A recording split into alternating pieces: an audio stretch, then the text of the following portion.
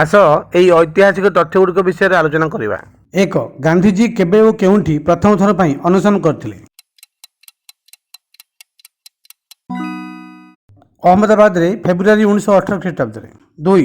ଅହମ୍ମଦାବାଦରେ ଗାନ୍ଧିଜୀ କେଉଁମାନଙ୍କ ପାଇଁ ଅନଶନ କରିଥିଲେ?